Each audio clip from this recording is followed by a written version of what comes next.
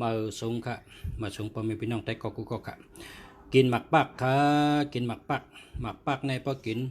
พรดีมันมี8 มิลนะครับพอกินหมักปักในพรดีได้8 มิลนะครับเนาะ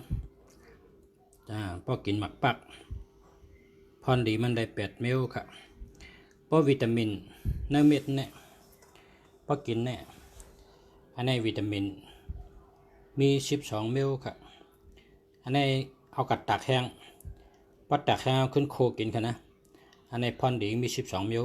เม็ดนี่นะแล้วพอกินจังไหนเนี่ยพรดีได้8 มิลค่ะนะเขาคันหนึ่งที่เนี่ยเขาผ่าเฮียก็เขากัดตากแดดเขาตากแดดเหี่ยวเนี่ยเขาขึ้นมาหนึ่งให้กินให้ในกันนะกินปลาเปลือกมันมดนะพรดีได้8 มิลพรดี8 มิลมีสังพองเขาเด็ดนับเนี่ยที่1สายตาดีครับที่1สายตาดีนะกิน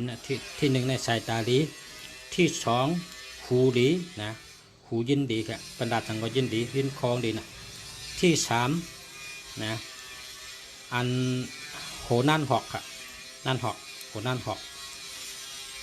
ที่4เนี่ยคนโหนนาคนตาหนานะที่5ออกออดีครับ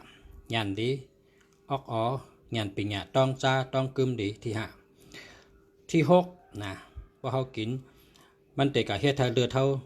ดแรงเขานำขึ้นมาเลือดอันอ่ำดีนั่นหายกว่าเลือดแรงแต่นำมานะที่6แต่เป็นเลือดดีมาที่7นะเพราะพอเป็นใกล้เป็นต้องเจ็บ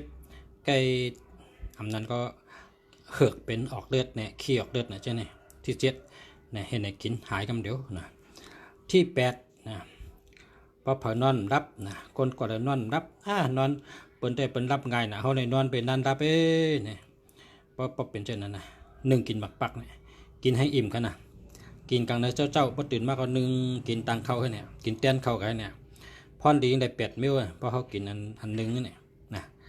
พอกินปลาเปลือกปลาหนังมันหมดนะอย่าไป8 มิลเพราะว่าเขาล่างแค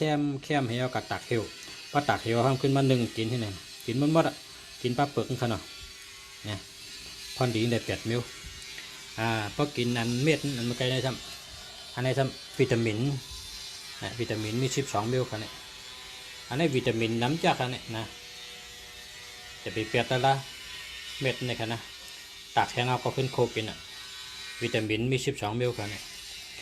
มาส่งข้าวเสร็จคู่มึงดีเกียงใหม่ครับฮักสู่เจ้ากูก็ครับมันได้เอาไปอยู่ดีมาปั่นค่ะเนาะ